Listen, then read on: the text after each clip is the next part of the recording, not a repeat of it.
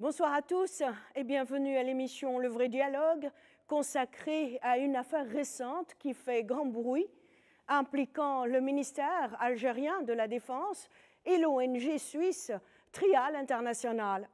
Cette affaire suscite de vives réactions et des débats passionnés.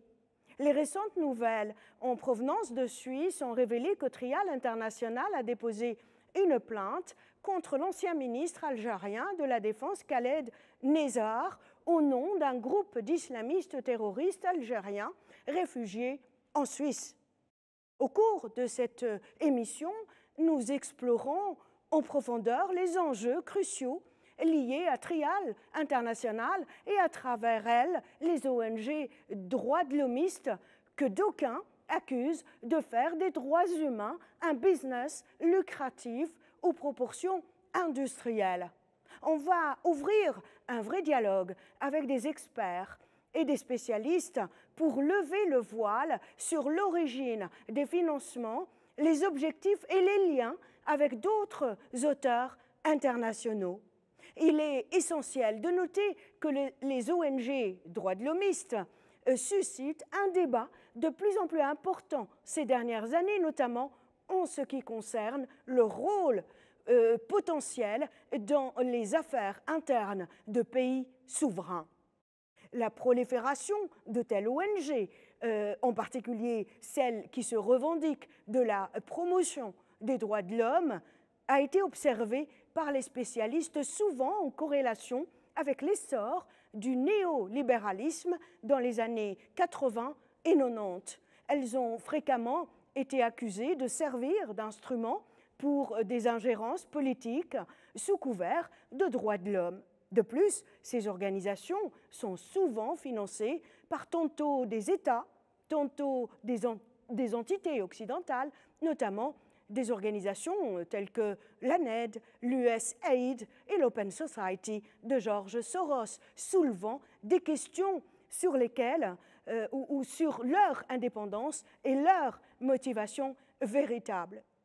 Pour discuter de cette affaire complexe et controversée, j'ai le plaisir de recevoir sur le plateau M. Ahmed Ben Saada, auteur de plusieurs ouvrages sur les révolutions colorées et expert en relations internationales. Il a récemment publié une étude de 40 pages critiquant l'initiative de Trial International. Nous serons également rejoints par Zoom depuis Genève par M. Alfred de Zaya, professeur de droit international à l'école de diplomatie de Genève. Il est aussi ancien rapporteur aux Nations Unies et auteur de plusieurs livres sur la question des droits de l'homme. De Bruxelles, nous rejoint Rudolf Elkaré, professeur des universités, politologue, sociologue et spécialiste du Moyen-Orient. Et enfin, depuis Montréal, M. Rafa Jazairi, spécialiste des organisations islamiques ou islamistes implantées en Europe. Ces experts et spécialistes apporteront des perspectives variées sur cette question. Restez avec nous pour un débat riche en analyse et en réflexion. À tout de suite. J'ai envie de vous dire à tous les quatre d'abord merci infiniment d'avoir accepté mon invitation et je poserai ma première question à Alfred de Zaya qui nous a rejoint de Genève. Monsieur de Zaya, selon vous, pourquoi Genève est devenue la Mecque des ONG et comment les droits de l'homme sont devenus un véritable business? Non, c'est évident. Depuis des décennies et décennies, la Commission des droits de l'homme était ici siégée à Genève. Et nous avons aussi le Haut Commissariat aux droits de l'homme ici, on a le Haut Commissariat aux réfugiés ici à Genève, et bien sûr un grand nombre des ONG, pas seulement les très connus comme la Fédération internationale des droits de l'homme, l'Amnesty International, Human Rights Watch, etc. Bien sûr, tous ces ONG ont des bureaux ici à Genève et ils sont très actifs dans le Conseil des droits de l'homme. Mais lorsque j'ai commencé ma carrière aux Nations Unies en 1980, Nous étions un bureau assez petit, mais on était vraiment dévoués aux droits humains. On voulait faire une différence. Dans les dernières 40 ans, c'est devenu un business, c'est devenu une sorte de carrière, c'est devenu... il y a tellement des opportunistes dans le système et tellement de gens qui dépendent des États, tellement de gens qui ont été mis là par les États, ce qui veut dire que la indépendance de bureau du haut-commissaire aux droits de l'homme, l'indépendance Conseil des droits de l'homme est en cause. Et moi-même, c'est pour ça que j'écris une trilogie des droits de l'homme pour alors, qu'est-ce qui s'est passé dans les dernières 40 ans et pour dire comment on peut peut-être euh, sauver le système. Parce que vous connaissez la maxime de Juvenalis, du grand écrivain romain du 1er siècle, quis custodiet, ipsos custodes. Qu'est-ce que vous faites lorsque les gens qui sont censés de vous protéger, de protéger vos droits, vous trahissent? Alors, c'est pour ça que j'écris ce livre-là, L'industrie des droits de l'homme, sorti il y a 3 mois. C'est un livre qui se base, bien sûr, sur plus de 40 ans d'expérience, de travail dans le domaine des droits de l'homme. Moi-même, j'étais président du PEN Club ici en Suisse pendant 7 ans et j'ai parlé au nom du PEN Club, au nom de la International Human Rights Association of American Minorities, de la Geneva International Peace Research Institute et d'autres ONG. Il y a des ONG qui sont genuines, hein? Il y a des ONG qui sont vraiment dédiées aux droits humains. Mais il y a d'autres qui servent les intérêts géopolitiques des États-Unis, de l'Europe. Alors, ce qu'on appelle en anglais de Collective West. Le Collective West, ça veut dire les États-Unis, le Royaume-Uni, le Canada, l'Australie, le Japon, la Corée du Sud, etc., etc. Alors, ce sont des pays riches qui veulent maintenir une sorte de colonialisme sur le monde, qui veulent maintenir le unipolarisme de Washington. Ce qui est étonnant, c'est que ça va à l'encontre des intérêts des Européens. Alors c'est étonnant comment les Allemands se font du mal contre eux en soutenant des politiques criminelles des États-Unis, en soutenant des politiques criminelles de l'OTAN. Et heureusement, les gens commencent à se réveiller. On se réveille chez nous, aux États-Unis, on se réveille dans les universités, on se réveille aussi dans la presse. Alors, on a Amy Goodman, Très bien, Democracy Now! très bien. On a Max Blumenthal dans le Grey Zone, Aaron Maté dans Pushback, on a le Real News Network. Alors, on a maintenant le choix. On n'est pas censé de lire le New York Times, Washington Post, Wall Street Journal. Et un grand ami à moi, je vous montre ça, la lettre de démission datée du 28 octobre, Craig Mokhiber, chef du bureau du haut-commissaire aux droits de l'homme à New York. Il a travaillé, je le connais depuis 32 ans, depuis qu'il est fonctionnaire aux Nations Unies. Il a démissionné en protestant justement la inaction des Nations Unies dans le domaine de Gaza, dans la protection des droits humains des Palestiniens, et il a osé utiliser le mot génocide.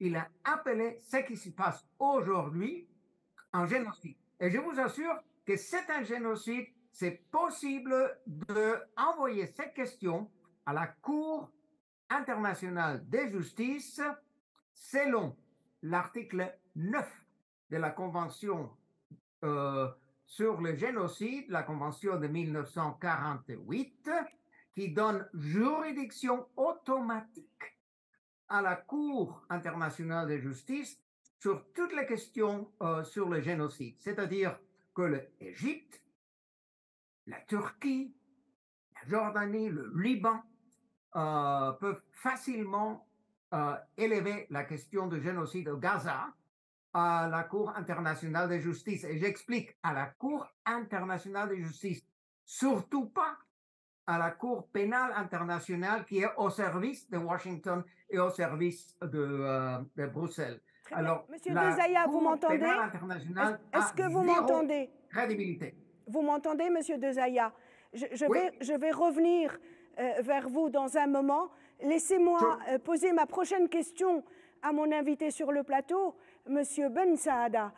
Monsieur Ahmed Ben Saada, vous vous êtes penché sur un cas réel d'une ONG suisse qui est connue sous le nom de Trial International, suite à une plainte déposée au tribunal de Genève au nom d'une autre ONG baptisée Al-Karama. Qu'avez-vous découvert? Alors, avant de répondre à votre question, j'aimerais un peu abonder dans le sens de M. Dezaya. C'est qu'en fait, ces ONG, il y en a énormément. À Bruxelles, il y en a plus de 700, juste dans la ville de Genève.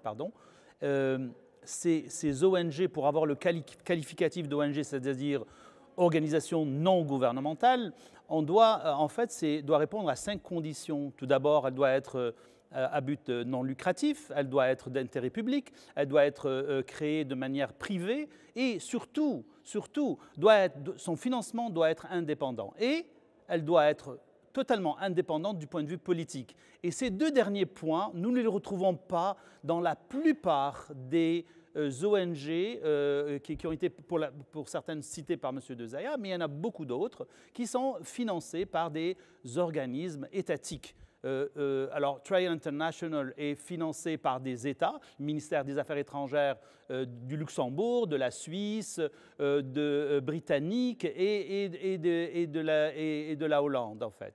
Donc, déjà au départ, ce n'est pas une ONG dans le sens propre du terme. Si on est financé par des États, c'est que ces États-là s'attendent à ce que vous fassiez des actions qui correspondent à la politique étrangère.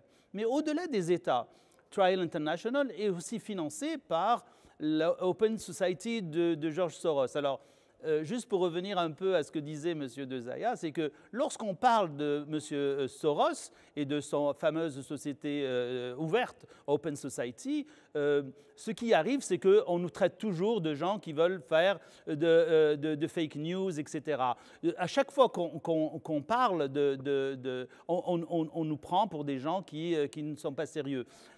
Dernièrement, la fondation Open Society a décidé de ne plus financer les organismes européens. Et puis tout d'un coup, toute la presse a commencé à en parler comme par hasard. Donc, revenons à notre Trial International. Au départ, elle est financée par des organismes comme, donc je disais, l'Open Society. Elle est financée aussi par des organismes indirectement liés à National Endowment for Democracy, la NED, qui est très connue, une organisation américaine. Elle est aussi, pour certains fonds, certaines fondations qui la financent sont liées au département d'État et aussi ils sont liés à l'USAID, qui est la fameuse grosse machine à débloquer de l'argent dans certains pays qui sont ciblés pour justement faire la promotion, ce que j'appelle dans mes articles, l'exportation de la démocratie made in USA. Donc, cette fondation, et on parle de celle-là, mais il y en a beaucoup, on a vu beaucoup de fondations qui ont été impliquées, par exemple, dans les révolutions colorées. Vous avez dans le printemps arabe, la formation des cyberactivistes arabes. Je l'ai expliqué dans de nombreux articles et dans plusieurs livres que j'ai écrits sur la question. Ces organismes-là ne sont pas indépendants, ni financièrement, ni politiquement, et ils servent un agenda d'ailleurs qui est préparé pour certains pays, qui cible certains pays. Très bien. Je poserai ma prochaine question à M. Rudolf El-Karré. Monsieur El-Carré, vous partez du principe qu'il faut séparer le bon grain de l'ivraie, dans le sens où il ne faut pas mettre dans le même sac toutes les ONG. Qu'est-ce qui vous fait dire cela, même si tout à l'heure au départ, M. Dezaya a indiqué que c'est vrai, il existe des ONG tout à fait en bonne et due forme. Je vous en prie.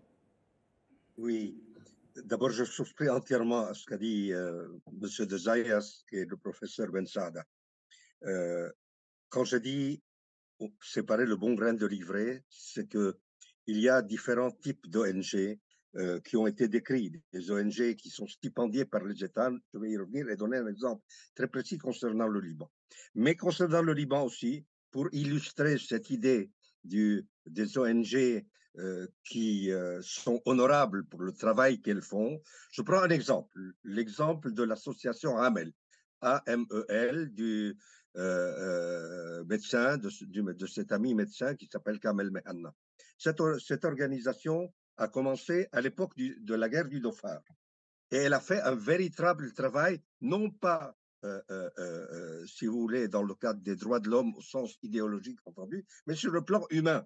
Parce qu'il y a parfois une réponse qu'il faut apporter dans l'urgence pour les questions humaines.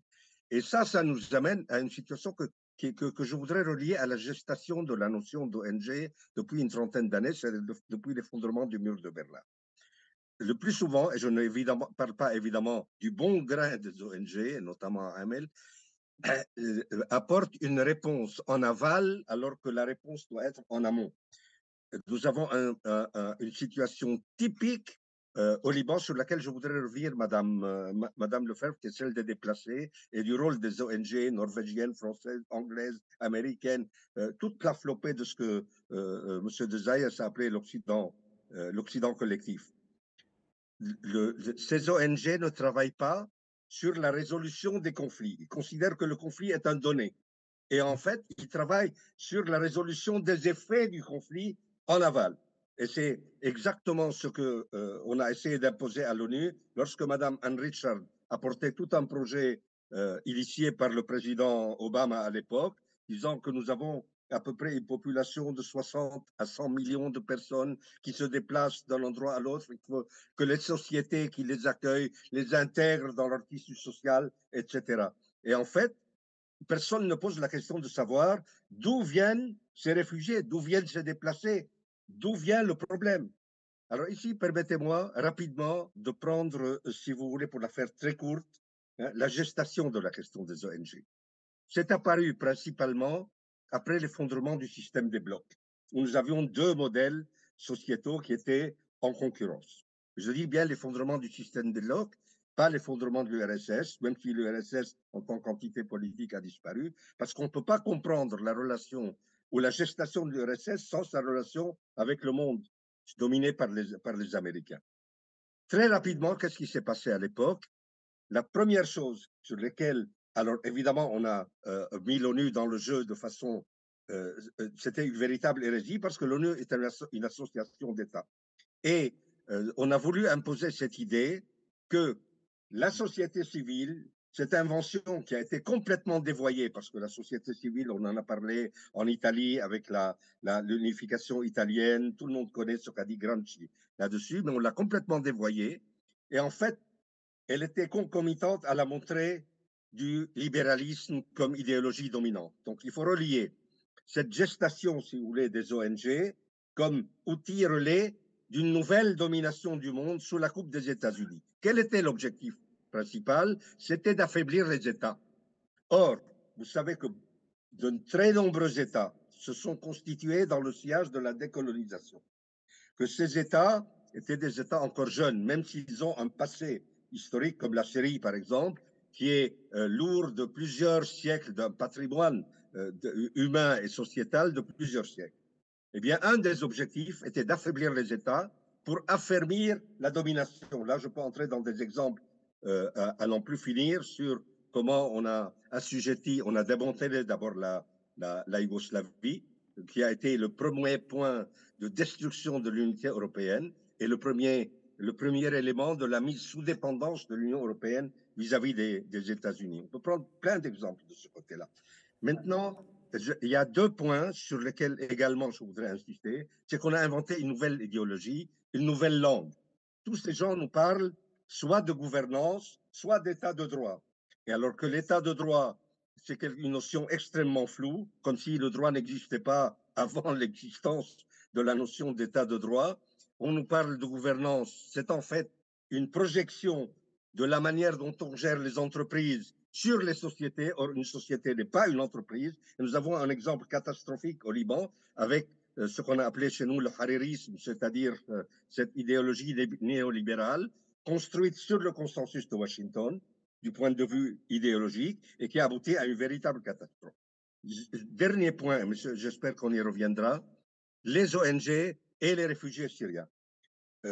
Tout à l'heure, M. De Zayas et le professeur Bensarda ont parlé d'ONG stipendiées, c'est-à-dire financées par les États, financées par des fondations qui elles-mêmes sont on les connaît, Soros, toute cette flopée d'ONG chapeautée par la Norvège qui est devenue le Vatican des ONG, etc.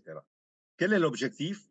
L'objectif est d'affaiblir les États de ces régions. Nous avons un exemple parfait au Liban, de mettre ces États sous tutelle, de faire une pression, d'utiliser les médias, d'utiliser la pression psychologique, etc., pour faire aboutir des agendas.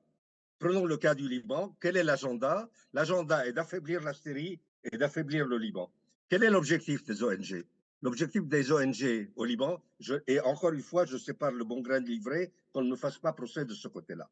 Leur objectif, c'est de réaliser un agenda politique. Cet agenda politique a pour but, au niveau stratégique, de faire de l'État, de l'entité israélienne, l'alpha et l'oméga, la restructuration du Moyen-Orient. Ça a été et ce sera un échec. On pourra développer sur la question. Le deuxième point, c'est de mettre sous tutelle des États qui ont été désarticulés par la guerre. Prenez le cas de l'Irak. Le nombre d'ONG qui se sont précipités en Irak après l'invasion de l'Irak est énorme. Et elles ont joué un rôle très important dans la tentative d'affaiblissement de l'État. Prenons le cas du Liban, avec le déplacement de déplacés syriens, et je dis bien de déplacés, parce qu'il y a au niveau juridique, le problème se pose différemment. L'objectif de ces ONG, je vais vous donner un exemple très concret sur la question, est de faire en sorte que les déplacés soient, entre guillemets, intégrés dans la société libanaise, arrachés à leur société mère. On a eu un exemple où il y a eu des accords d'État à État entre le Liban et l'État syrien pour réintégrer une bonne partie des réfugiés syriens en Syrie même, sous l'égide officiellement de l'ONU. Au moment où ces déplacés allaient vers la frontière, nous avons vu des représentantes, parce que c'est souvent des femmes, excusez-moi de dire ça, parce qu'il y a tout un look de l'ONG. Monsieur de Zayas doit certainement le voir au Conseil des droits de l'homme. Il y a toute une manière d'être ONG, etc., indépendamment des distinctions qui font entre locaux et internationaux, ça c'est encore une autre question. Eh bien, je vous donne le cas humain, typique d'une famille qui avait décidé de revenir parce que la situation était de nouveau normalisée dans le village où elle était. Et tout d'un coup, il y a cette dame des ONG qui vient dire à la femme, si vous partez et vous rentrez en Syrie, vous n'aurez plus l'aide des organisations internationales. Ça a créé un conflit entre le mari et la femme, ça a failli devenir très violent, et finalement, ça n'a pas été résolu. Ils sont restés sur place. C'est vous dire à quel point ces ONG peuvent être perverses. Monsieur Rudolf El-Carré, je vous remercie. Je vais tout à l'heure vous relancer sur justement la géopolitique des droits de l'homme. Mais allons-y tous ensemble maintenant au Canada, à Montréal, où nous avons avec nous Monsieur Rafa Jazairi. Monsieur Rafa Jazairi, tout à l'heure, j'ai demandé à Monsieur Ben Saada je lui ai posé la question par rapport à Trial International, cette ONG suisse, qui a déposé plainte au tribunal suisse, mais je laisserai à M. Ben Saada tout à l'heure de développer ce volet-là pour comprendre aussi un cas particulier. Et je lui avais dit que derrière, que la partie qui a demandé à Trial International de déposer plainte est une autre ONG qui s'appelle El Karama, qui a un statut suisse, qui est basé en Suisse. Et ma question à vous, monsieur Rafa Jazairi, et je rappelle d'abord que vous êtes spécialiste des organisations islamistes implantées en Europe et en Occident en général, qui est derrière El Karama, monsieur Rafa Jazairi? D'abord, bonjour, merci à Typique de m'avoir invité. Merci à vous, Madame Leila Lefebvre, et le bonjour à vos invités. Donc, nous sommes devant un cas d'El Karama qui est unique dans les organisations des ONG et des droits de l'homme. Les ONG en général sont des organisations de soft power, c'est-à-dire qu'on déstabilise les pays par rapport à des plaintes déposées par ces ONG contre des nations, des pays qui ne sont pas sous la coupe de la politique néocoloniale. Mais dans le cas d'El Karama, on est devant un cas unique parce que ce n'est plus du soft power. El Karama, par exemple, c'est une ONG de défense des droits des djihadistes terroristes. Et c'est là la différence. C'est-à-dire, cette ONG est financée par le Qatar, par le Qatar qui travaille pour la défense des droits des islamistes djihadistes. Et ça, c'est un fait nouveau dans les organisations des droits de l'homme. Parce que eux-mêmes, El Karama, les fondateurs d'El Karama sont des terroristes en Algérie. Parmi eux, par exemple, Mourad Dehina, qui est condamné en Algérie à 20 ans de prison parce que Mourad Dehina, il y a la vidéo qui circule partout, quand on lui a posé la question « Pourquoi vous ne dénoncez pas les crimes contre les intellectuels ?» Il a dit « C'est un prix à payer, ils ont choisi qu'ils en fassent leur martyr. » C'est-à-dire qu'il légitime le meurtre d'intellectuels, de journalistes en Algérie, d'hommes de théâtre, d'hommes de science. Et la vidéo existe. Nous avons Nouaimi, qui est condamné par les États-Unis et l'ONU, et qui est accusé d'être le financier d'Al-Qaïda, et ça, les preuves, il y a plein de preuves sur ça. Nous voyons par exemple El Karama qui défend un journaliste qui s'appelle Haïdar Sha'i, un yéménite qui est le porte-voix, qui était le porte-voix d'Al-Qaïda et de l'Awlaqi, l'Américain qui a été tué par un drone américain au Yémen. Alors, ces ONG-là, l'ONG El Karama, c'est un exemple typique de l'ONG non soft power, mais de l'ONG violente. Nous avons Abbas Arwa qui est en photo avec le mufti d'Al-Qaïda au Maghreb, qui était le numéro 2 avec Ben Laden, le Mauritanien Abu Hafs al-Mauritani. C'est-à-dire, nous sommes devant une ONG de type spécial.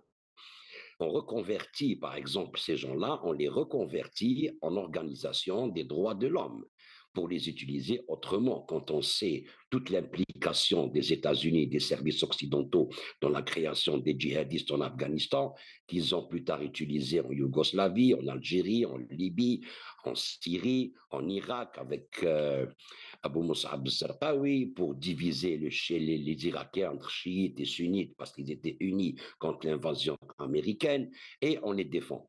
Ces ONG-là, comme El Karama, qui sont maintenant associées avec une ONG Trial, qui, elle, est une ONG du soft power. C'est une ONG qui dépose plainte contre les génocides, contre les crimes contre l'humanité. Mais travailler avec une organisation comme El Karama revient à dire que nous travaillons avec des terroristes internationaux qui chapeautent tous les mouvements terroristes du depuis les Jamaat Islamia qui ont tué Faraj Fawda en 92, l'écrivain Faraj Fawda qui a été assassiné, la même Jamaat Islamia qui défend, qui manifeste devant l'ambassade française après l'arrestation de Mourad Dehina en France, qui était contre l'extradition en Algérie, que la France n'a pas extradé en Algérie, avec toutes les preuves qu'ils ont en Suisse que c'était le fournisseur du Semtex qui a été utilisé dans l'assassinat des enfants en Algérie des scouts pendant la fête du 1er novembre à Tiaret. Tout le monde le sait, ça. Abu Mus'ab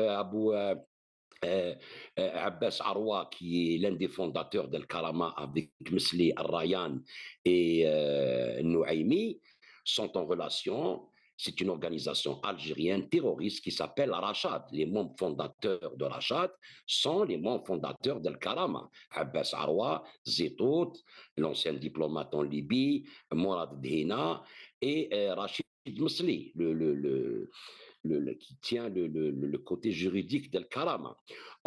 Le Rachad, dans ses écrits, dans son idéologie, veut imposer la charia en Algérie, alors qu'en Suisse, c'est Al Karama. Et ils sont en contact avec Mu'tamar al-Umma, le conseil de la Umma en Turquie, basé en Turquie, dont le chef est Hakim al-Materi, qui ne proclame rien d'autre que le califat dans tout le monde arabe et envahir l'Europe et l'Occident pour faire le califat international. C'est les écrits de Sayyid Qutb.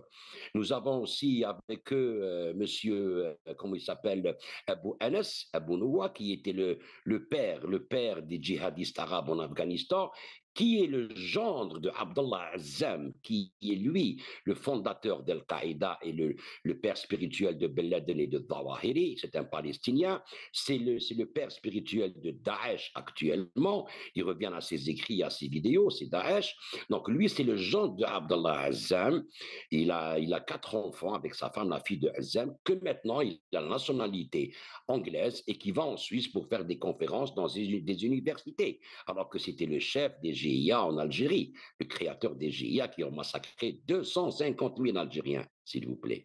Donc là, on est devant un cas de figure unique. Ce n'est plus une ONG financée par la NED ou par Soros ou par la communauté européenne. C'est juste une ONG qui travaille pour les services de renseignement américains, européens, dans la Suisse, l'Angleterre. Et ça, c'est très grave. On n'est plus dans le soft power, on est dans l'ONG de défense des droits des terroristes. Alors, eux, merci pour beaucoup, rester, Monsieur pour garder juste un éclaircissement, pour rester en contact avec ces chefs spirituels, parce que là, on n'est pas devant des simples terroristes de quartier, là, on est devant les idéologues qui défendent tous les frères musulmans dans le monde. Et ces gens-là, pour rester en contact entre les djihadistes de terrain et les services de renseignement, ont créé cette ONG pour que si on leur demande, en leur disant pourquoi vous êtes en contact avec l'Aoulaki ou avec un tel ou avec le Djoulani, pourquoi vous défendez ces gens, ils disent nous, avec cette grosse organisation terroriste, nous avons un rapport avocat-accusé. N'importe quel criminel a le droit à un avocat, donc nous sommes des avocats. Et c'est comme ça qu'ils leurrent tout le monde. Voilà. Merci beaucoup, Monsieur Rafa Jazairi. Je reviendrai vers vous plus tard. Monsieur Ahmed Ben Saada, on a froid dans le dos. Dites-moi, vous vous êtes penché, je le disais au début, sur le cas de Trial International, cette ONG suisse. Est-ce qu'elle avait toutes ces informations que Monsieur Jazairi vient d'énumérer avant d'aller déposer plainte contre le ministère de défense algérien? Dites-moi, s'il vous plaît, qui est le bourreau et qui est la victime? En effet. En fait, je remercie mon ami Rafa d'avoir éclairci un peu ce sujet, parce que ce sujet n'est pas très connu en Europe, bien que les documents existent. C'est-à-dire, il y a eu des enquêtes, il y a eu des journaux suisses qui se sont penchés sur cette question-là. On peut les retrouver sur Internet. Il y a eu même des enquêtes très poussées sur le rôle des membres de l'Karama et de Rachad dans des attaques, dans des explosions qui se sont passées en Algérie pendant la décennie noire. Donc, il n'y a pas de doute là-dessus. Sauf que cette fondation, ou ONG, ou mouvement comme le mouvement de Rachad, sont, à mon avis, protégés par les Occidentaux, protégés par la Suisse, parce que ce n'est pas normal que nous pouvons avoir ces informations et que les services secrets suisses ne peuvent pas les avoir. Maintenant, cette histoire de Trial International qui a déposé plainte et que la plainte est recevable par la juridiction suisse, c'est une plainte qui a été déposée contre l'ancien ministre de la Défense algérienne. Et en fait, ce qui veut être prouvé, c'est que l'armée, au-delà de la personne du ministre, c'est que l'armée a fait des exactions pendant la décennie noire. Et cette plainte, moi je remontais très longtemps, déjà en 2013, il y a eu un article sur le site de Trial International où il disait Trial International, Al-Karama et le CFDA. Le CFDA, c'est le collectif des disparus en Algérie, des familles de disparus en Algérie, qui, je rappelle, j'ai écrit pas mal d'articles là-dessus, CFDA est financé par la National Endowment for Democracy. Trial est financé par Soros et compagnie, et vous avez donc Al-Karama, qui, comme expliqué par mon ami Arafat, est financé par par en fait toute une nébuleuse islamiste qui veut promouvoir justement le djihad saint dans le monde entier. Donc, si on regarde maintenant ce cas de figure, on se demande, mais il y avait deux belligérants. Disons, il y avait en Algérie, il y a eu l'armée qui a combattu les djihadistes qui ont semé la terreur dans le pays et qui a causé la mort de 200 à 250 000 personnes en Algérie. Comment ça se fait qu'on poursuit l'armée, mais on ne poursuit pas les terroristes? Je veux dire, tous les Algériens ont perdu un membre de leur famille. Moi-même, j'ai perdu mon frère qui avait juste 21 ans. Et j'aimerais que Trial International s'intéresse justement au cas de mon frère et de 200 000 autres qui ont été tués par ces extrémistes. En fait, j'aimerais qu'ils s'intéressent à cela. Ils ne s'intéressent pas autre chose. Il y a eu en Algérie, pour qu'on revienne à une situation de paix, il y a eu ce qu'on appelle la concorde civile. Pourquoi maintenant, nous, en Algérie, on a essayé de régler les problèmes et de panser nos plaies, de revenir à une situation normale, de pays normal, parce que nous étions, pendant toute une décennie, nous étions sur le banc des nations. Pourquoi maintenant ils veulent encore créer des problèmes en Algérie et en fait ressusciter ce qu'on appelle le qui-tu-qui? Est-ce que ces islamistes étaient des touristes qui se baladaient dans les forêts? Je veux dire, il y a quelque chose de pas normal là-dedans. Autre chose, vous avez Trial International qui travaille avec Al-Karama. Est-ce que Trial International s'est posé la question qui sont ces gens-là? Vous comprenez? Trial International a des relations avec Human Rights Watch. Elle a des relations avec Amnesty International. Ces deux grands groupes, ce n'est même pas des ONG, c'est des grosses affaires, sont en relation, sont financés par la fondation Open Society. Vous comprenez? Open Society ne va pas financer des groupes juste pour leurs beaux yeux. Moi, quand je reviens à l'opinion de tout à l'heure qu'on dit il faut séparer le bon grain de l'ivraie.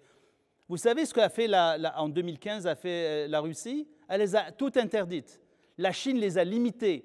L'Inde les a complètement mis sous surveillance. Aux États-Unis, vous ne pouvez pas créer une ONG comme ça. Vous devez vous inscrire comme étant payé par l'étranger. Même les médias doivent s'inscrire comme étant des agents de l'étranger. Ce qui n'est pas permis aux États-Unis est permis dans les autres pays. Et on finance, et après, quand on dit ces gens-là sont financés par l'étranger et qu'on prend des mesures contre eux, là, on nous sort l'histoire des droits de l'homme, de la liberté de parole, la liberté d'expression, etc. Tout ce business que j'appelle moi le business droit de l'hommiste ne sert plus à rien actuellement. Il faut vraiment tout mettre par terre et recommencer. Dans le domaine des droits de l'homme, toutes les ONG, moi je ne fais pas de différence, toutes les ONG qui s'intéressent aux droits de l'homme chez vous, qui s'intéressent à la politique chez vous, qui s'intéressent à votre vote, à comment vous allez voter, comment vous allez choisir, faire vos choix politiques, ces ONG-là doivent rester chez elles, ne pas venir, c'est de l'ingérence dans les pays, et je dois préciser que cette ingérence ne se fait que dans des pays ciblés. L'Algérie a été ciblée à plusieurs reprises, et grâce justement à l'éveil des consciences, nous avons réchappé. Mais tous nos voisins, que ce soit la Libye, que ce soit la Syrie, que ce soit le Yémen, que ce soit tous les pays ont subi ces attaques-là et on voit dans quel état ils sont maintenant. Donc, les droits de l'homme, c'est quelque chose de vénérable, c'est bien sur le papier, mais lorsque c'est utilisé par ces ONG pour déstabiliser des pays, là, je ne suis pas d'accord. Je n'ai jamais été aussi heureuse d'être journaliste. Et si je dois être heureuse d'être dans ce pays, parce que j'enregistre cette émission d'Algérie, j'ai l'impression qu'on ne donne pas la parole à des monuments comme vous, Monsieur El Carré, Monsieur Ben Saada, Monsieur De Zaya, Monsieur Jazairi. Laissez-moi revenir, parce que c'est le dada de M. De Zaya à Genève. Je rappelle que M. De Zaya est américain. Il est professeur de droit international à l'école de diplomatie de Genève. Il est auteur de 12 livres dans Building a Just World Order, construire un ordre mondial juste. Et il l'a cité tout à l'heure lui-même, le tout dernier, The Human Rights Industry, l'industrie des droits de l'homme. Et je rappelle, encore une fois, si je ne l'ai pas dit, je l'ai dit à l'introduction, M. De Zaya a été rapporteur aux Nations Unies pendant une très longue période. Je vous pose une question maintenant par rapport, M. De Zaya, par rapport, vous l'avez tous effleuré, évoqué, l'instrumentalisation des droits de l'homme qui est devenue un véritable phénomène pour attaquer des nations qui n'entrent pas dans le moule de certaines puissances. Comment vous l'expliquez, vous, professeur De Zaya? Hélas, avec la complicité des médias. Alors, on a une guerre, une véritable guerre d'information, et nous vivons déjà dans la dystopie de Aldous Huxley in Brave New World. C'est encore pire que Orwell's 1984. Pourquoi? Parce que 1984, c'est trop évident. Ce qui s'est passé, c'était graduel. Comment, peu à peu, tout a été soccavé, comme on dit en espagnol. C'était la infiltration, la pénétration des services d'intelligence, la pénétration des intérêts géopolitiques des États-Unis. Et il y a à peine des organisations, surtout les grandes, qui agissent au sein du Conseil des droits de l'homme, qui sont vraiment indépendants.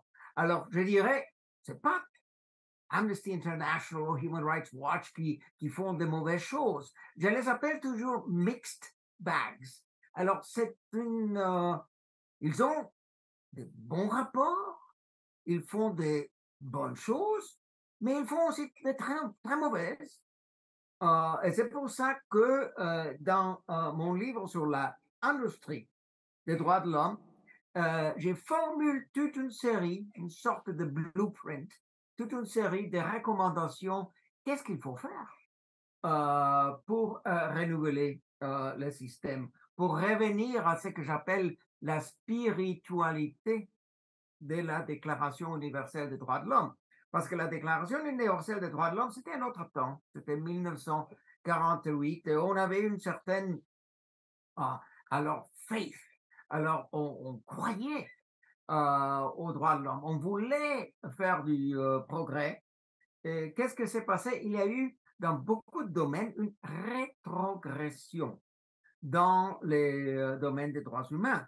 Et c'est ça que je n'abandonne pas l'espoir de sauver la situation, mais dans ces premiers livres de la trilogie, Building a Just World Order, je formule 25 principes de l'ordre international, dont par exemple les droits à la paix en tant que droits humains, la paix qui est indispensable pour avoir tous les droits civils, politiques, économiques, socioculturels. J'ai aussi le respect de traités internationaux. Alors, et dans le traité international, ça c'est le premier, c'est la Charte des Nations Unies. Et la Charte des Nations Unies est beaucoup plus importante que tous les autres traités. Alors, et lorsqu'il y a des traités qui sont des traités contraires aux principes de la Charte des Nations Unies, il faut revenir à la Charte. Et une chose, je vous avais parlé du problème de médias, du problème de la endoctrination. Et nous-mêmes, et moi-même, j'utilise des termes qui sont de faux termes. On ne devrait jamais parler du printemps arabe. Il n'y avait pas un printemps arabe. Alors certainement pour la Libye, c'était l'hiver, c'était le calvaire, c'était le chaos qu'on a amené avec les soi-disant printemps arabe. Alors, lorsqu'on utilise un mot qui a un bon ton, comme le printemps, tout le monde aime le printemps. Alors, on a déjà succombé à la propagande. C'est une propagande partout, partout dans tout le jargon des droits de l'homme qu'on écoute au sein du Conseil des droits de l'homme. Et maintenant, ça sera par exemple l'examen du rapport des États-Unis dans le Universal Periodic Report Review au Conseil des droits de l'homme. C'est tout plein de propagande. Et alors, il faut faire en sorte qu'on se sépare de ça, mais pour se sauver, il faut d'abord avoir la diagnose. On a un problème gravissime et il faut faire en sorte qu'on s'en sorte. Et il y a des bons gens dans le système, hein? Il y a de très bonnes ONG, il y a de très bonnes personnes qui travaillent au Conseil des droits de l'homme, qui travaillent au bureau du Haut-Commissaire aux droits de l'homme. Je vous ai nommé mon ami et collègue Craig McIver. Entre les rapporteurs, je peux vous nommer deux femmes qui sont magnifiques, Madame la professeure Alena Dohan et Madame Reem Al-Salem. Tous les deux font de travail remarquable. Mais il y a pas mal d'autres rapporteurs qui sont au service du système. Et pour vous donner ça, une idée encore, la European Center for Law and Justice, sur lequel je parle souvent dans ce livre-là, European Center for Law and Justice, ils ont documenté les financements, pas seulement de rapporteurs par des organisations comme Open Society, mais les financements des juges de la Cour européenne des droits de l'homme. C'est pour ça que je vous ai dit, quis custodiet ipsos custodes. Ne fiez-vous pas de la Cour européenne des droits de l'homme parce que beaucoup de juges ne sont pas indépendants. Alors, si vous regardez l'histoire, comment ils sont arrivés à la Cour européenne des droits de l'homme, dans ces cas-là, vous voyez qu'ils ont venu avec une certaine brevet. Ils devraient faire ça et ça et ça. Et alors, ils le font. Alors, il y a une destruction des droits de l'homme, parfois justement par la Cour européenne des droits de l'homme. Alors, comme je vous ai dit, quis custodiet ipsos custodes, nous. C'est nous-mêmes qui devons prendre l'initiative pour nous sauver. Très bien. Monsieur Dezaya, pardonnez-moi, Monsieur El-Carré, je reviens à vous de nouveau. Je rappelle que vous êtes professeur des universités. Est-ce qu'on peut oser parler de véritable géopolitique des droits de l'homme au détriment de la notion des droits de l'homme tout court? Je vais aller plus loin, Madame Lefebvre. Au détriment d'abord des droits humains et au détriment de l'humanité de l'homme, principalement. Et je voudrais suggérer à notre ami, le professeur Alfredo Zayas, de faire un deuxième tome de son livre, L'industrie des droits de l'homme, mais aussi l'industrie du mensonge. Oui. Parce que cette industrie du mensonge est aujourd'hui un des éléments de maillage, si vous voulez, de toute cette situation. Je voudrais d'abord poser une question. Est-ce que vous avez jamais vu des ONG indiennes travailler en France ou en Espagne, des ONG sénégalaises venir s'occuper des questions dites des droits de l'homme, etc., en Grande-Bretagne. Il y a donc un sens à tout ça. Et ce sens-là, c'est dans le sens d'un monde colonial, finalement, qui a retrouvé sa quintessence coloniale, qui se termine aujourd'hui.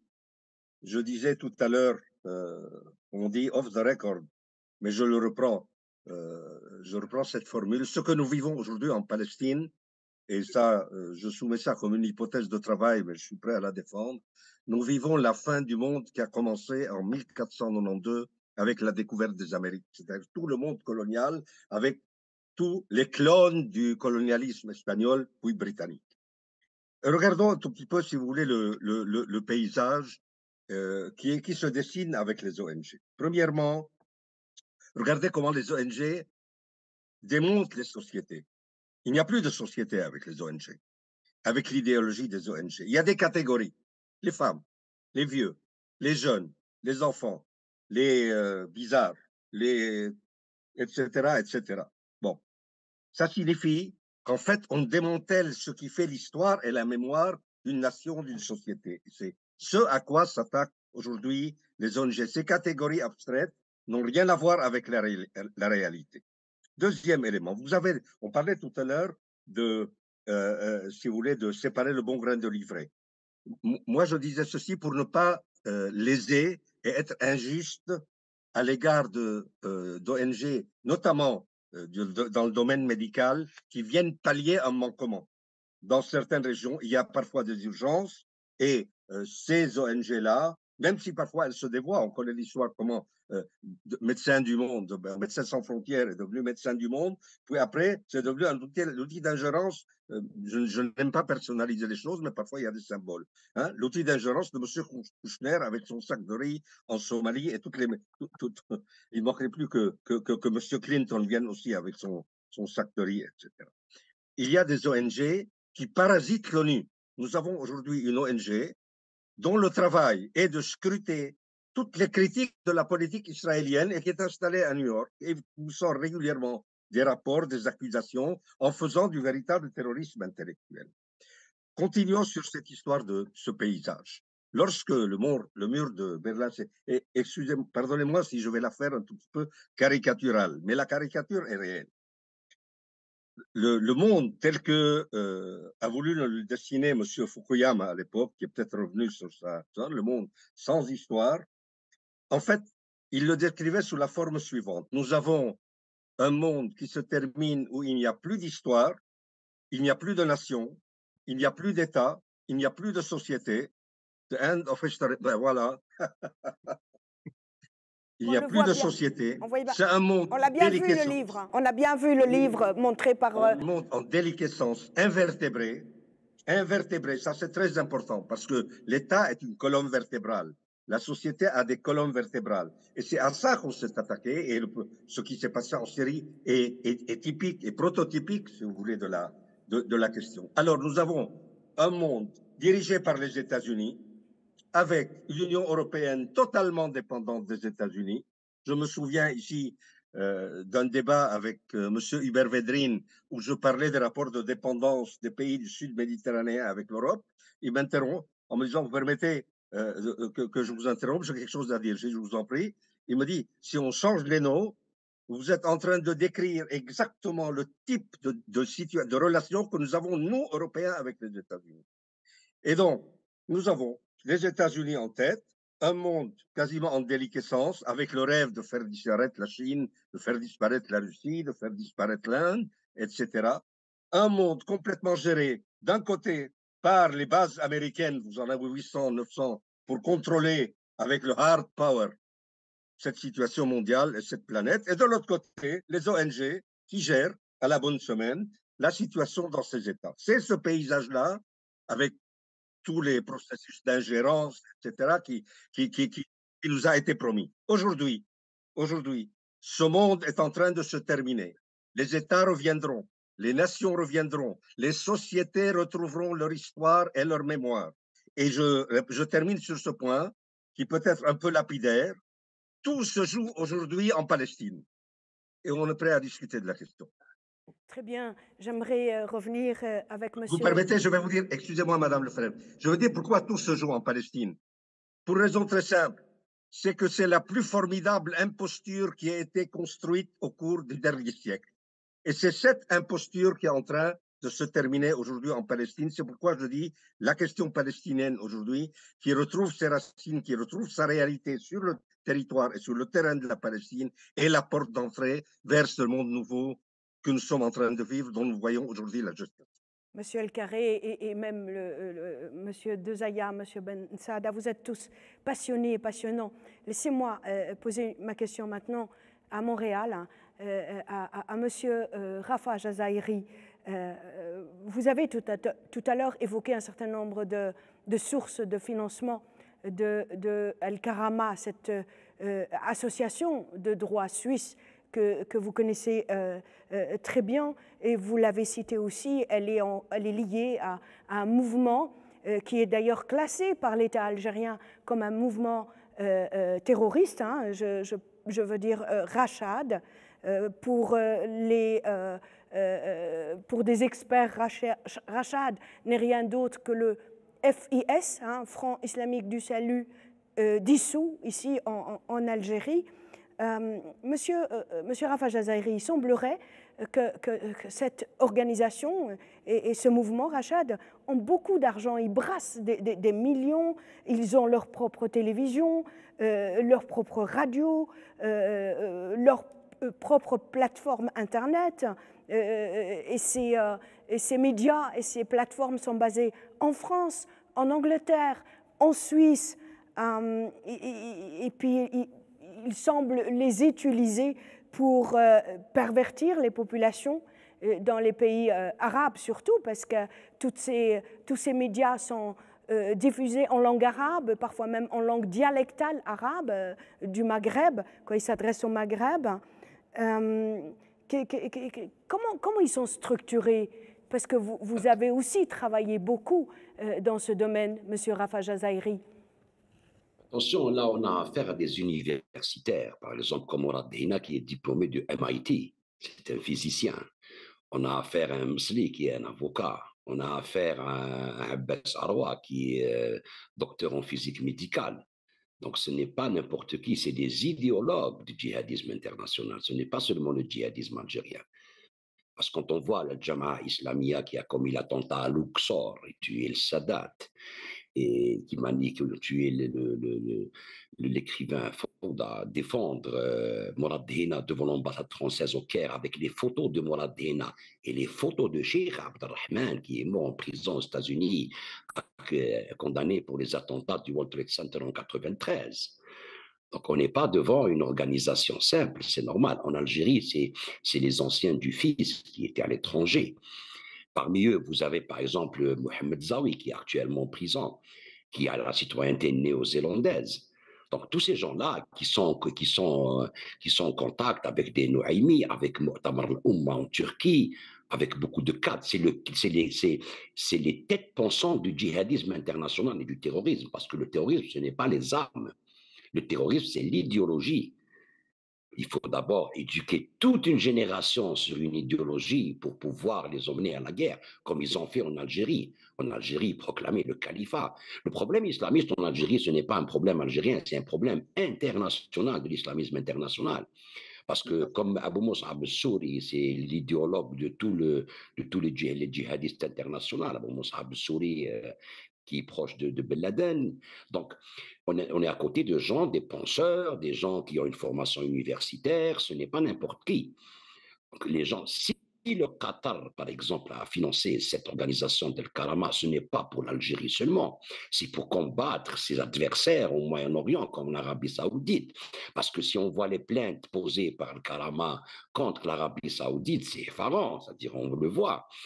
Et ils ont été même invités à la Commission européenne des droits de l'homme, invités par Madame Arena, qui a reçu Rachid Msli, ça fait 1 an ou 2 ans, qui a fait son speech dans en direct à la Commission européenne des droits de l'homme pour critiquer l'Arabie Saoudite.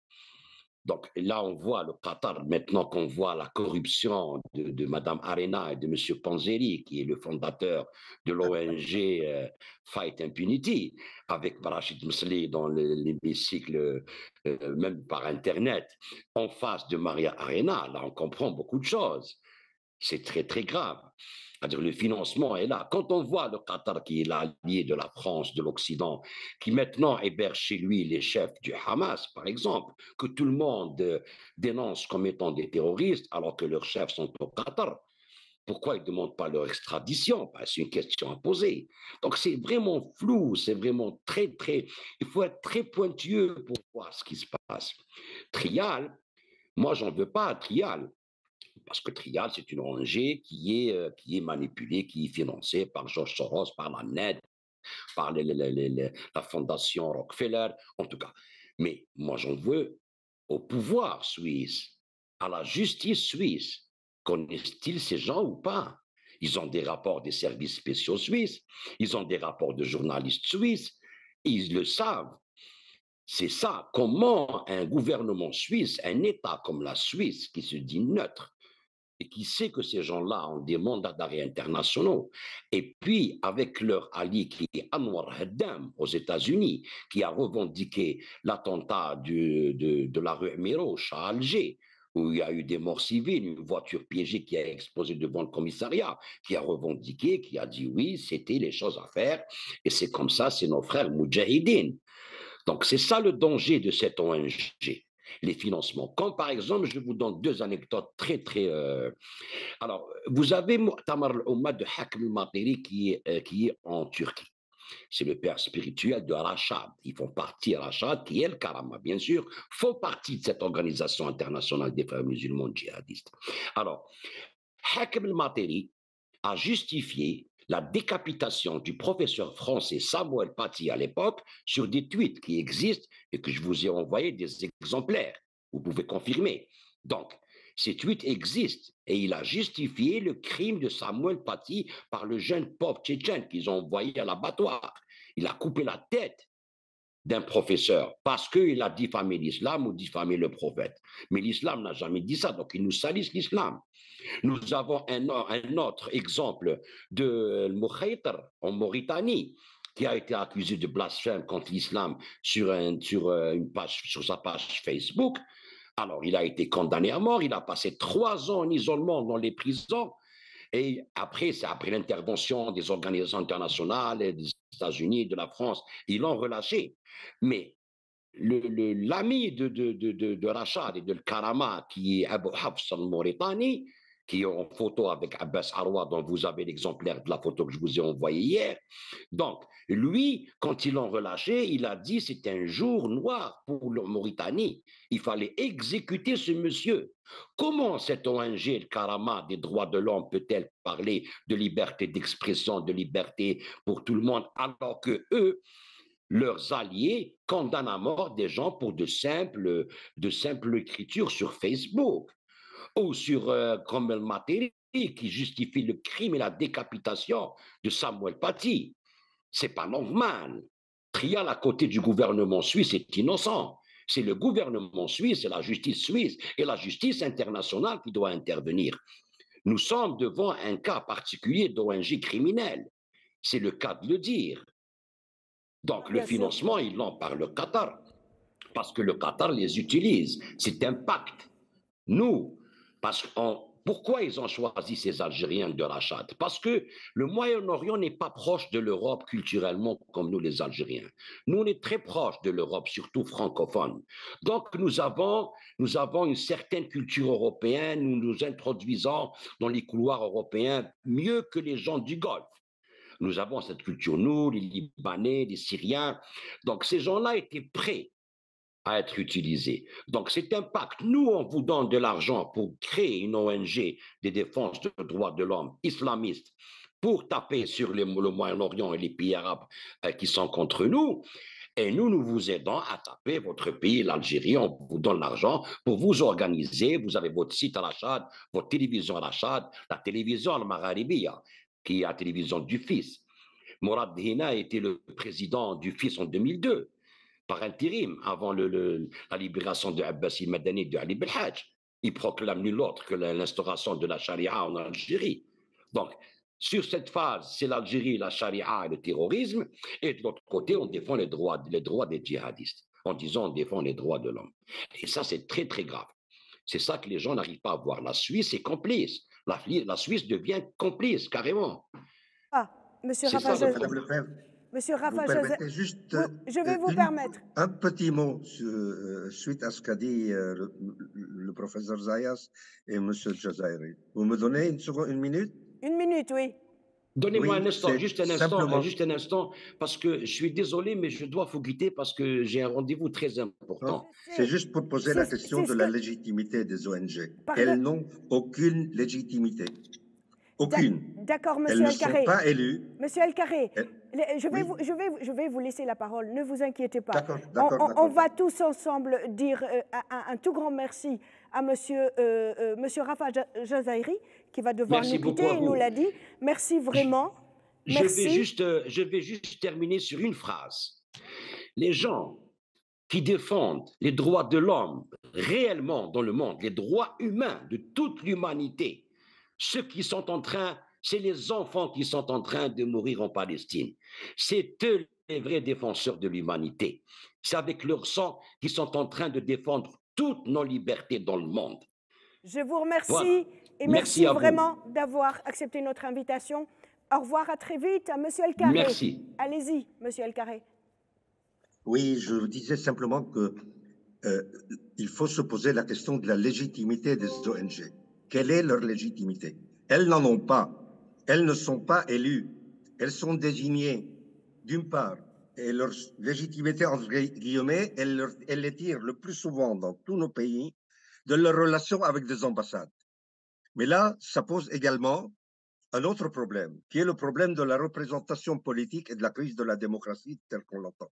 Il y a quelque part, dans une espèce de flux interne, quelque part dans les sociétés de l'Occident collectif, il y a cette crise de la démocratie et cette représentation du mouvement des sociétés qui remet en question le rôle souverain du peuple. On le voit partout dans ces sociétés et les ONG sont une expression de cette crise parce qu'en fait, elles se présentent comme étant des élites, elles représentent une élite, elles ne sont pas élues, elles ne sont pas légitimes, et il y a quelque part chez elles, parce qu'elles s'autoproclament élite dirigeante dans le monde, parce qu'elles participent et elles broutent au même râtelier que leurs patrons, elles représentent ce que moi j'appelle la peur de la plèbe, c'est-à-dire la peur du peuple souverain. Et la reprise en main, si vous voulez, des destinées de nos nations et de nos peuples passe par cette remise en question, justement, de la légitimité des ONG. Je vous redonnerai la parole tout à l'heure pour un dernier tour de table, mais je n'ai pas envie de négliger les invités et j'ai envie de donner maintenant la parole à Monsieur Ahmed Ben Saada. J'ai vu que vous preniez des notes quand Monsieur De Zaya tout à l'heure parlait des printemps arabes. Vous avez un mot par rapport à cela, je pense. Alors, je veux juste répondre à mes deux collègues qui sont avec nous.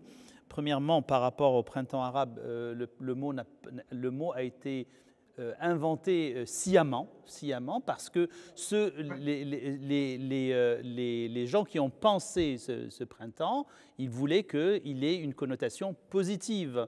Mais mon premier livre sur les printemps arabes date de 2011, donc de quelques mois après la chute de Moubarak, et j'avais dit que ce n'est pas un printemps, mais la terminologie a été inventée par les médias européens, occidentaux. Parce que les pays arabes de notre côté, jamais nous avons pensé que c'était un printemps. Mais ils ont voulu nous le vendre.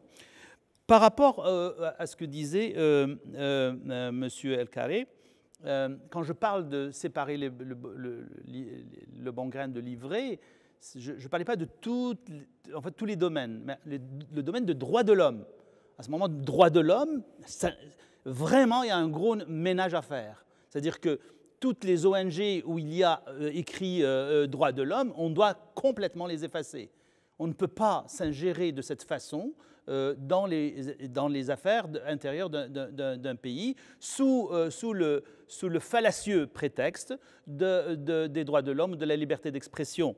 Parce que, si je reviens un peu, je résume un peu ce que les gens ont dit, moi j'irai beaucoup plus loin. Les ONG droits de l'hommistes font partie justement de l'arsenal des guerres de quatrième génération. C'est-à-dire qu'elles sont un élément de la guerre. Ce sont des soldats qui vont aller déstabiliser des pays sans armes, sans rien du tout.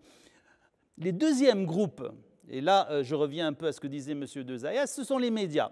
Vous savez, l'organisation de Soros, elle finance les mouvements sociaux, elle finance les ONG et elle finance beaucoup les médias. C'est pour ça que vous avez des médias, très souvent, qu'on retrouve avec des relations, avec des fondations un peu bizarres qui vont les aider. Il n'y a personne, dites-vous qu'il n'y a personne dans le monde qui va vous aider pour vos propres yeux. Si on paye un orchestre, on choisit la musique que doit jouer l'orchestre. Voilà, c'est très important de dire que les ONG font partie de l'arsenal des guerres de quatrième génération.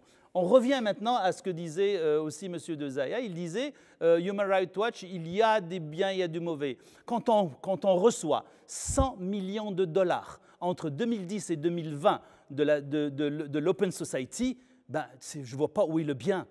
Je veux dire que le financement à hauteur de 10 millions de dollars chaque année par la Fondation Soros, si ça ne plaît pas à la Fondation Soros, ben, ils n'auront pas cet argent-là. Vous comprenez? On paye, c'est des sommes colossales.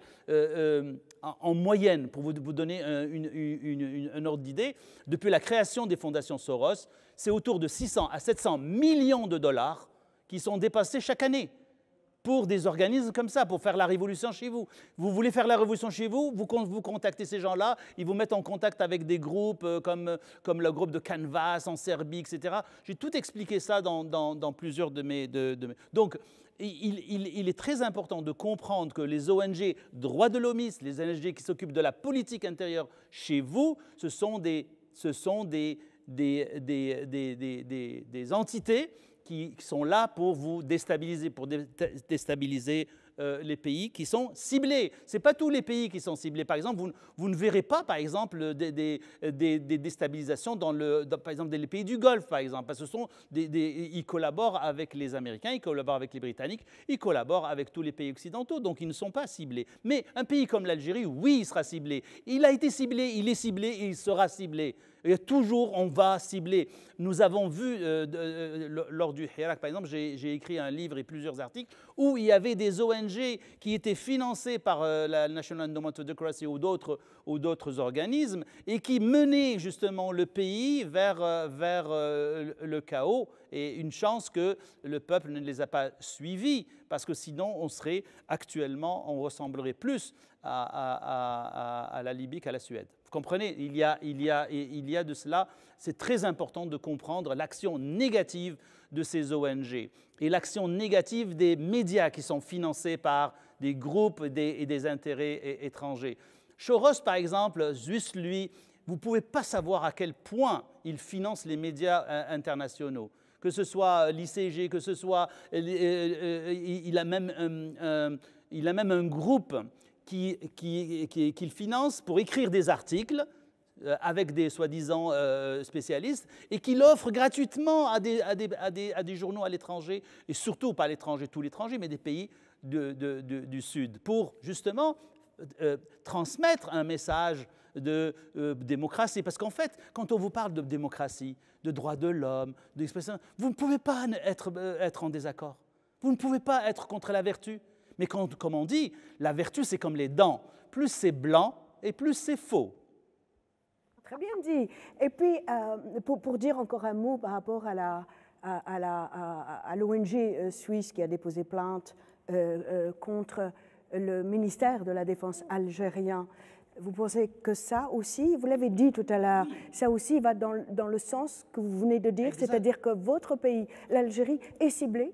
actuellement, l'Algérie est ciblée. Elle a été ciblée avec, au début de 2011 avec un embryon de printemps arabe qui n'a pas suivi parce qu'on sortait déjà d'une décennie noire.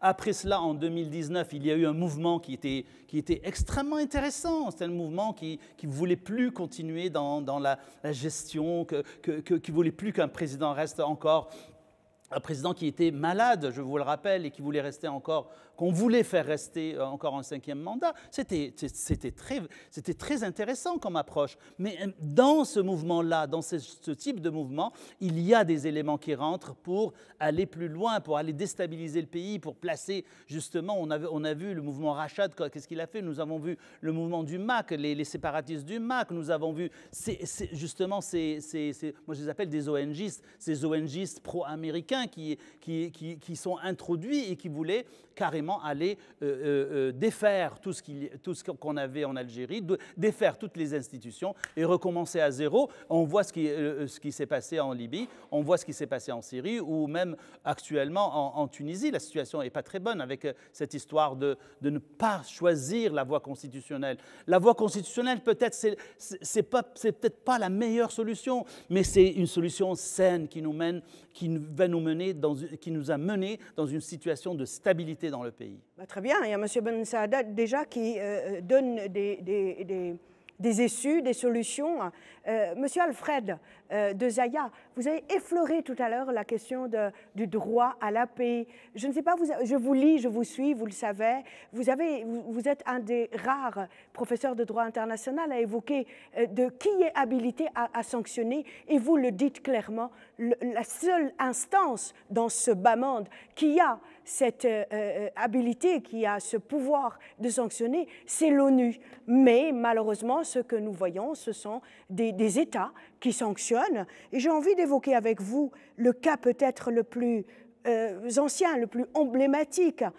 J'ai envie de parler de Cuba, ce pays qui est sous sanction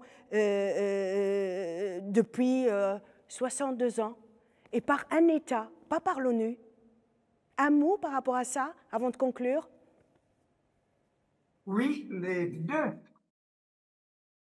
novembre, l'Assemblée générale des Nations unies a adopté la 31e résolution demandant que les États-Unis abolissent cet embargo, cette mesure unilatérale coercitive contre Cuba. Alors, 31 résolutions, et les États-Unis l'ignorent. La résolution avait été adoptée par 187 voix en faveur et seulement 2 contre, les États-Unis et l'Israël. L'année 2016, c'était la dernière année de Obama. Le mois de novembre 2016, les votes étaient 191 votes en faveur et seulement 2 abstentions, même pas. Obama n'a même pas osé de voter contre. Les États-Unis et l'Israël se sont abstenus. Alors, c'était vraiment universel. On avait 191 États oui, 2 abstentions. Alors, qu'est-ce que ça fait? Rien du tout. Ça, c'est le problème avec les résolutions de l'Assemblée générale. Ils ont, si vous voulez, une valeur morale, mais ils ne sont pas contraignants. Alors, l'Assemblée générale a adopté l'année dernière la résolution 77/214 qui condamne les mesures coercitives unilatérales. Et attention, les Nations unies n'utilisent jamais les mots sanctions. Ce que les États-Unis font, ce n'est pas des sanctions. Là aussi, c'est comme avec le printemps arabe. On utilise le mot sanction et vous avez l'impression, alors si c'est une sanction, la personne ou l'État a la légitimité morale ou légale d'imposer des sanctions, mais ce n'est pas du tout le cas. c'est une mesure de force, c'est une mesure contraire à l'article 2, paragraphe 4 de la Charte des Nations Unies qui interdit l'utilisation de la force. Et la force de ces mesures coercitives internationales sont parfois pires que la guerre.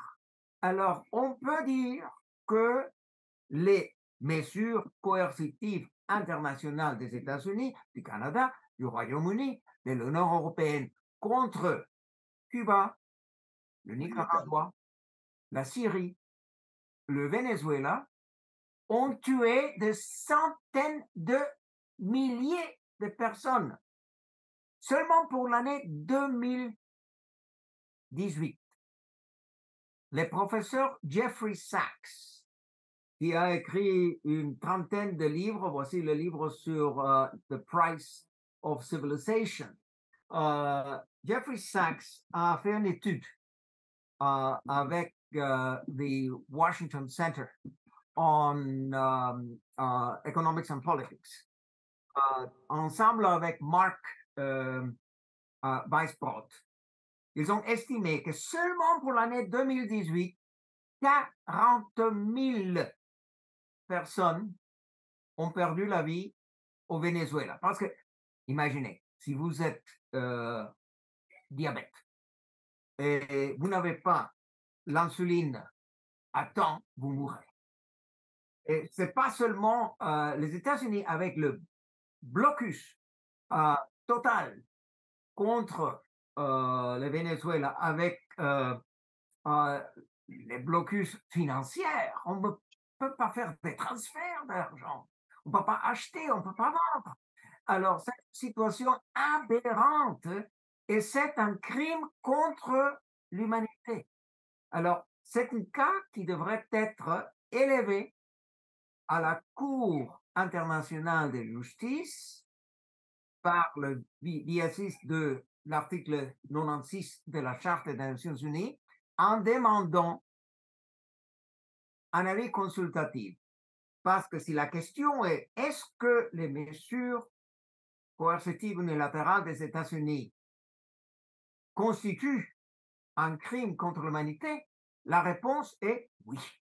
Parce qu'il a tué de centaines de milliers de personnes depuis des décennies. Vous avez vu 62 ans de mesures coercitives internationales contre Cuba, quarantaine d'années contre le peuple de Nicaragua, une vingtaine d'années contre le peuple de Venezuela. C'est la guerre, c'est une guerre hybride, c'est une guerre non conventionnelle, mais c'est bien l'utilisation de la force interdite par l'article 2, paragraphe E.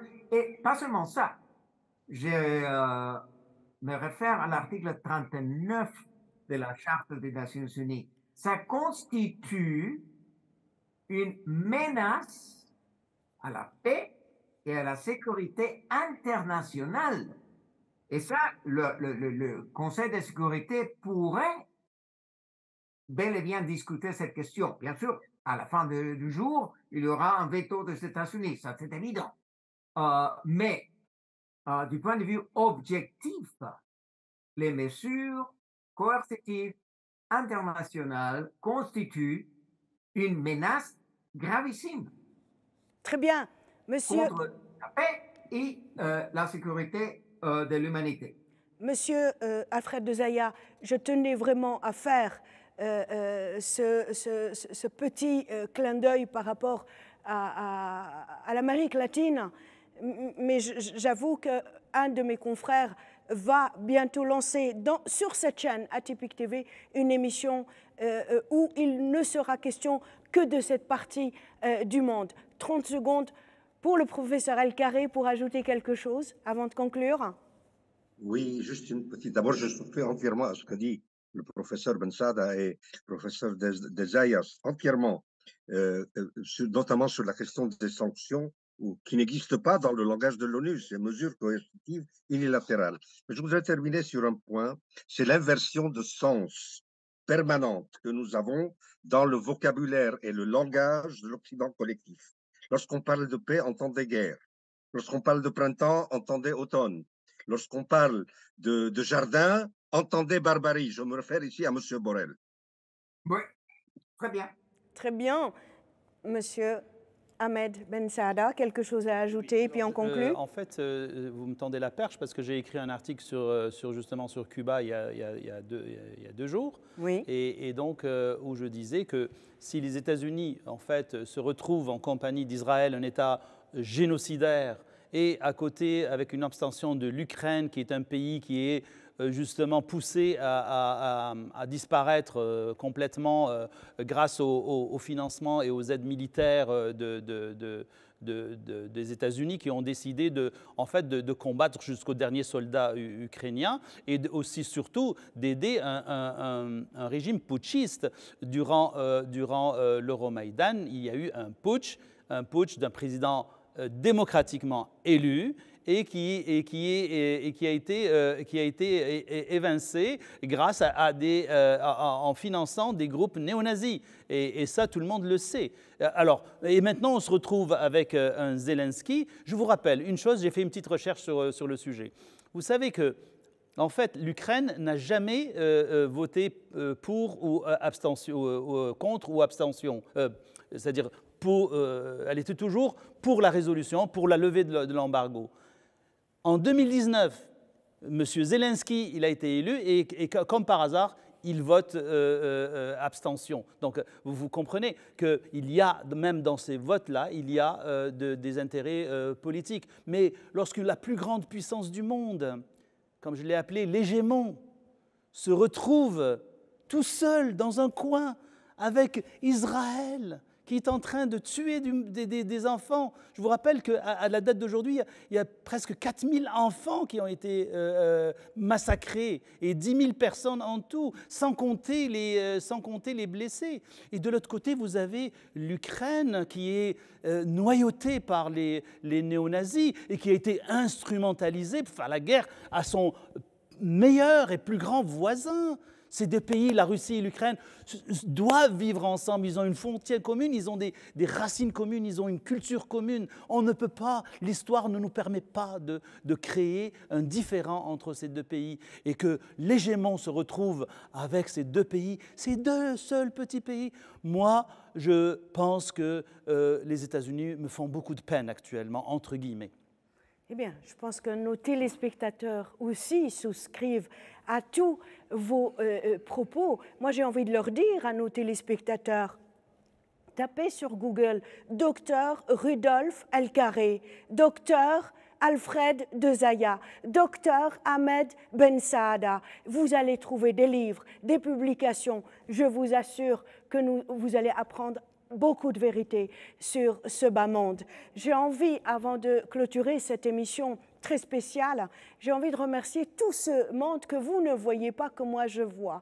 Une vingtaine de bonhommes debout depuis ce matin. C'est l'équipe technique du CIC. Je leur dirai jamais merci de tout cœur pour tout ce que vous avez fait pour que cette émission ait lieu ici, en capitale algérienne, Alger. J'ai envie de dire aussi un tout grand merci à la direction générale du CIC pour leur coopération très précieuse.